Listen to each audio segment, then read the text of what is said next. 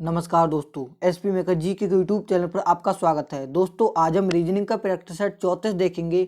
इसमें रीजनिंग के 10 इंपॉर्टेंट प्रश्न हैं। यदि आप एसएससी, रेलवे या किसी स्टेट एग्जाम की तैयारी कर रहे हैं तो ये प्रैक्टिस सेट आपके लिए काफ़ी ज़्यादा इंपॉर्टेंट है, क्योंकि इस प्रैक्टिस सेट में जिस प्रकार के प्रश्न दिए गए हैं उसी टाइप के प्रश्न आपकी सभी परीक्षाओं में पूछे जाएंगे।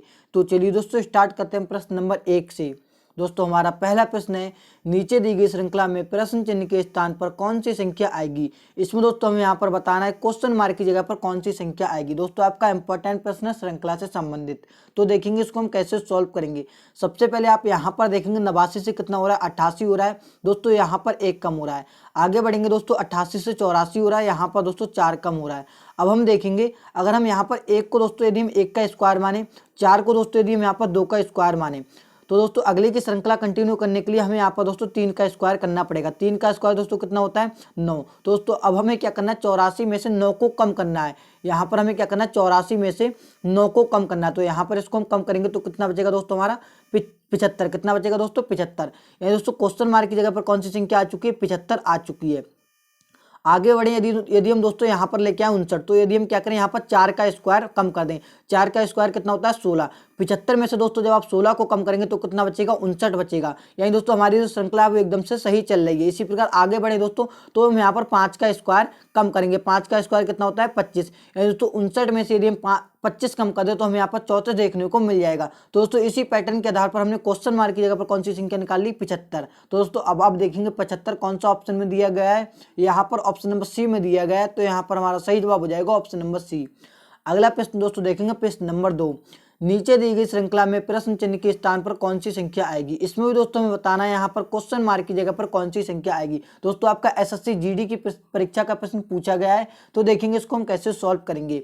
यहाँ पर देखेंगे दोस्तों 100 से कितना हो रहा है, 98 हो रहा है। तो दोस्तों यहाँ पर 2 कम हो रहा है। आगे बढ़ेंगे, 98 से 95 हो रहा है, यहाँ पर दोस्तों 3 कम हो रहा है।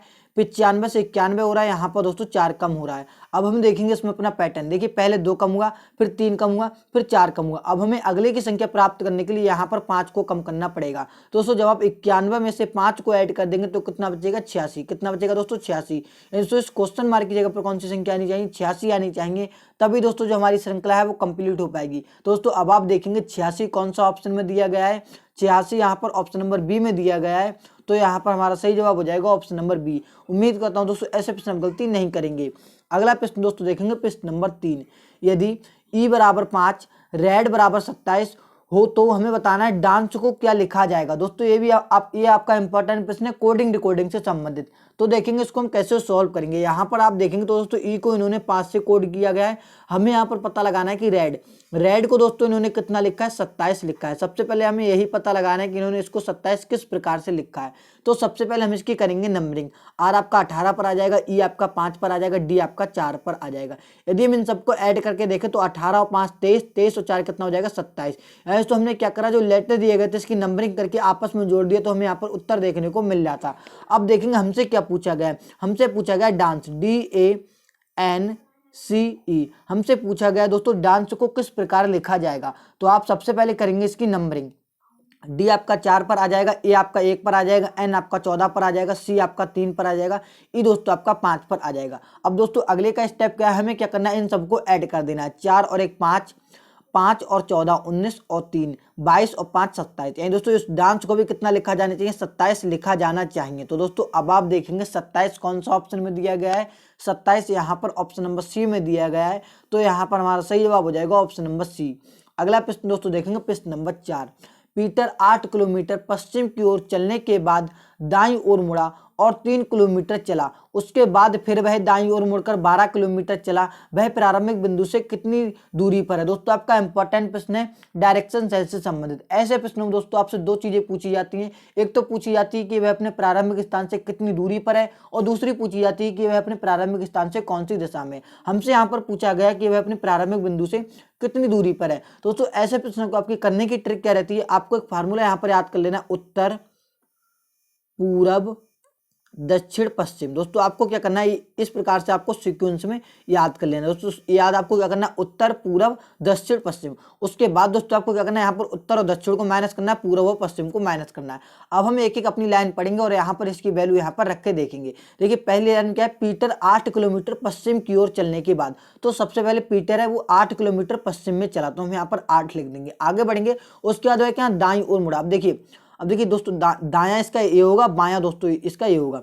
ऐसे जब यहाँ पर ये दाईं ओर मुड़ेगा तो इधर तो दिशा खत्म हो जानी, तो डायरेक्ट कहाँ आ जाएगा, तो यहाँ पर वो उत्तर में आ जाएगा। उत्तर में आ जाएगा। प्रश्न क्या कह रहा है, दाईं ओर मुड़ा और 3 किलोमीटर चला, तो यहाँ पर उत्तर में दोस्तों 3 किलोमीटर चल जाएगा। आगे बढ़ेंगे दोस्तों, उसके बाद फिर वह दाईं ओर मुड़ा। अब फिर दाईं ओर मुड़ेगा तो कहाँ, पूरब में आ जाएगा। दाईं ओर मुड़कर कितना चला दोस्तों, 12 किलोमीटर चला। कितना चला, 12 किलोमीटर चला। प्रश्न कह रहा है प्रारंभिक बिंदु से कितनी दूरी पर है, तो हमें क्या करना है, पूर्व और पश्चिम को माइनस करना है और उत्तर और दक्षिण को माइनस करना है। जब हम यहाँ पर इसको माइनस करेंगे पूर्व और पश्चिम को, तो हमें क्या करना है, 8 क्या छोटी संख्या, 12 क्या बड़ी संख्या, तो इसमें से हमें यहाँ पर 8 को कम करना है। जब हम इसको कम करेंगे तो कितना बचेगा दोस्तों, आपका 4। कितना बचेगा दोस्तों, 4। अब आप देखेंगे आपकी 2 दिशाएं बची। अगर आपसे यहाँ पर दिशा पूछ लेता तो आप बताते उत्तर पूर्व, लेकिन हमसे क्या पूछा है, कितनी दूरी पर है। तो जब भी इस प्रकार से 2 दिशाएं यहाँ पर बच जाए, यहाँ पर देखिए कितना बचा, 3, यहाँ पर 4। जब भी इस प्रकार से 2 दिशाएं बच जाए तो आपको दोस्तों करना क्या है, आपको रूट में दोस्तों इनका स्क्वायर कर देना है। इनका क्या कर देना है, स्क्वायर कर देना। 3 का स्क्वायर कितना होता है, 9। 3 का स्क्वायर कितना होता है, 9। और 4 का स्क्वायर कितना होता है, 16। इनको दोस्तों जब हम ऐड करेंगे 16 और 9 कितना हो जाएगा, 25। 25 को दोस्तों जब हम रूट के बाहर निकालेंगे तो यहाँ पर आपका 5 निकल के आ जाएगा। ऐसे तो वह अपने प्रारंभिक बिंदु से कितनी दूरी पर है, तो 5 किलोमीटर की दूरी पर है। तो दोस्तों अब आप देखेंगे 5 किलोमीटर कौन सा ऑप्शन में दिया गया है, यहाँ पर 5 ऑप्शन नंबर डी में दिया गया है। तो यहाँ पर हमारा सही जवाब हो जाएगा ऑप्शन नंबर डी। उम्मीद करता हूँ दोस्तों ऐसे प्रश्न में गलती नहीं करेंगे। अगला प्रश्न दोस्तों देखेंगे, प्रश्न नंबर 5। नीचे दिए गए प्रश्न में संबंधित शब्द ज्ञात कीजिए। इसमें दोस्तों हमें बताना है, यहाँ पर देखिए सबसे पहले हाथ का संबंध इन्होंने कोहनी से दिया गया है, उसी पैटर्न के आधार पर हमें बताना है टांग का संबंध किससे होगा। दोस्तों आपका इंपॉर्टेंट प्रश्न है एनालॉजी से संबंधित। दोस्तों रेलवे की परीक्षा का प्रश्न आपका पूछा गया है, तो देखेंगे इसको कैसे सॉल्व करेंगे। यहाँ पर सबसे पहले हमें संबंध पता लगाना है। यहाँ पर देखिए हाथ, हाथ में क्या होती है, कोहनी होती है। अब दोस्तों हमें इसी पैटर्न के आधार पर बताना है, जैसे हाथ में कोहनी कहाँ होती है, बीच में होती है। अब हमें बताना है यहाँ पर टांग। यहाँ पर देखिए पंजा तो नहीं हो सकता, यहाँ पर देखेंगे गट्टा भी नहीं हो सकता, यहाँ पर देखेंगे आप जांग भी नहीं हो सकता, यहाँ पर देखेंगे घुटना। घुटना हमारा यहाँ पर सही जवाब हो जाएगा, क्योंकि दोस्तों हाथ का संबंध इन्होंने कोहनी से दिया है, तो इसी प्रकार यहाँ पर टांग का संबंध किससे होगा, घुटने से हमारा यहाँ पर सही जवाब हो जाएगा। अगला प्रश्न दोस्तों देखेंगे, प्रश्न नंबर 6। 5 मित्र ए बी सी डी तथा ई एक पंक्ति में खड़े हैं।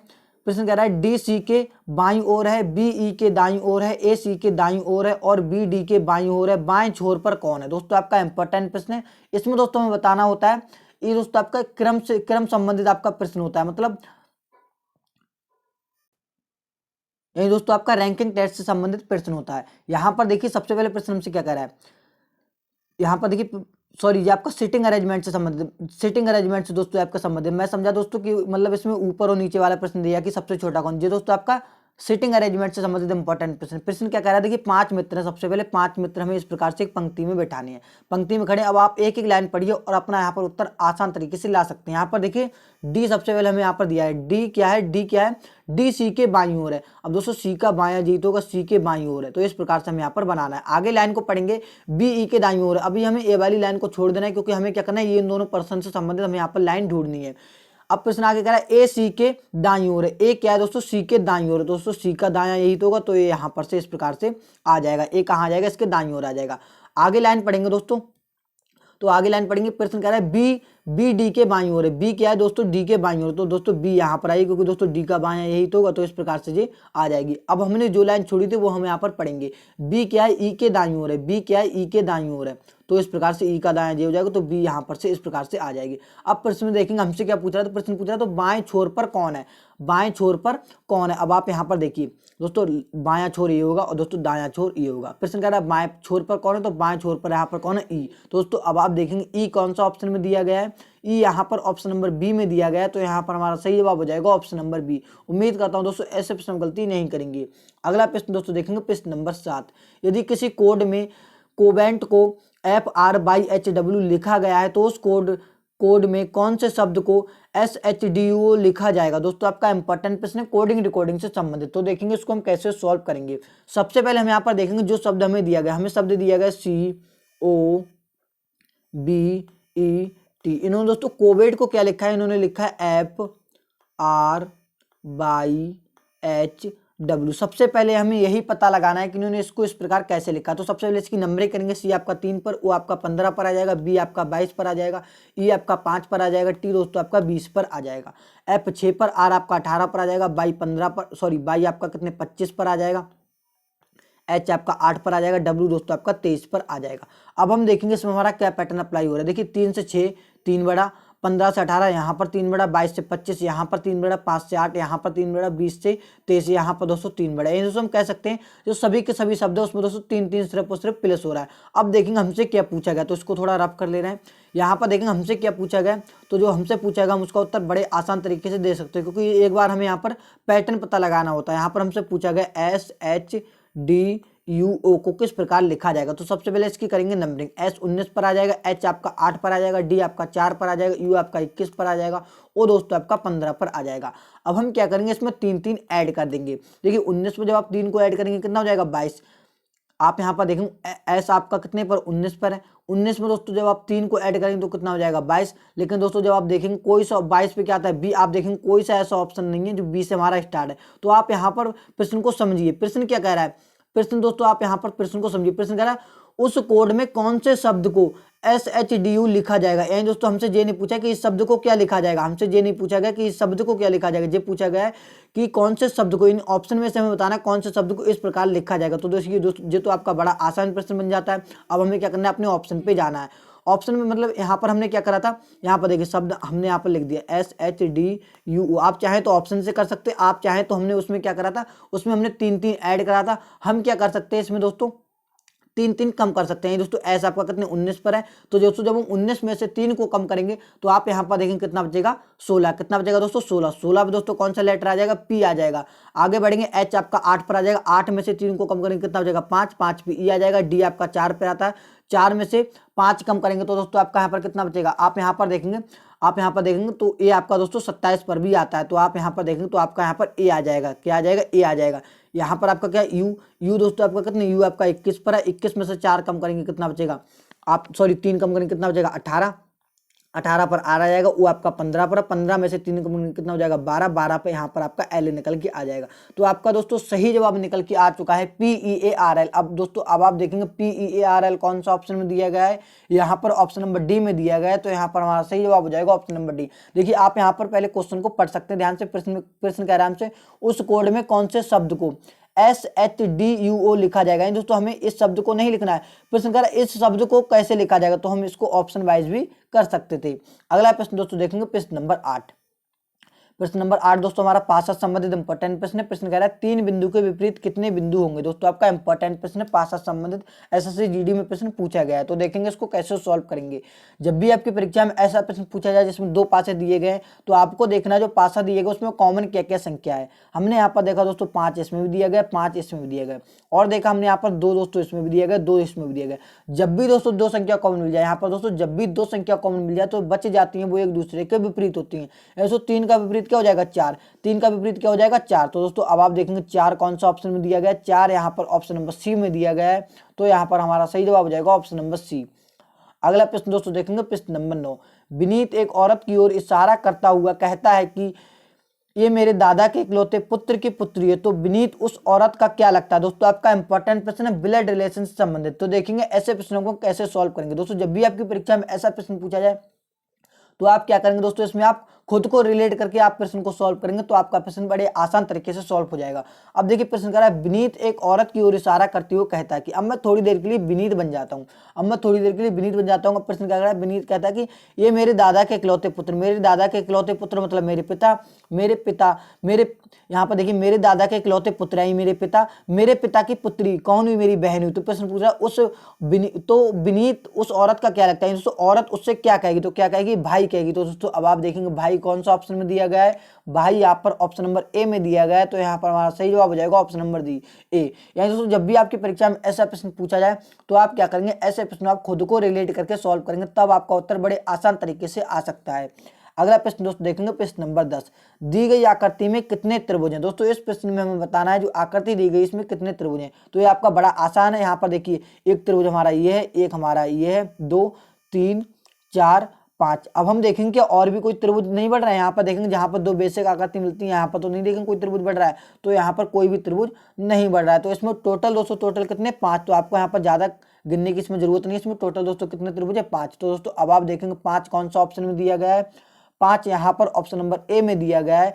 तो यहाँ पर हमारा सही जवाब हो जाएगा ऑप्शन नंबर ए। अगला प्रश्न दोस्तों देखिए प्रश्न नंबर 11, कौन सा भाग उन अध्यापकों का घोतक है जो बुद्धिमान के साथ साथ अनुभवी भी हैं। दोस्तों इस प्रश्न का उत्तर आप सभी दोस्तों को कमेंट बॉक्स में बताना है। अगर दोस्तों आपको इस प्रश्न का उत्तर नहीं पता है तो इस प्रश्न को हम अपने अगले प्रैक्टिस सेट में ऐड कर लेंगे। जब तक के लिए दोस्तों जय हिंद। चलिए मिलते हैं किसी और एक नेक्स्ट इंटरेस्टिंग वीडियो में।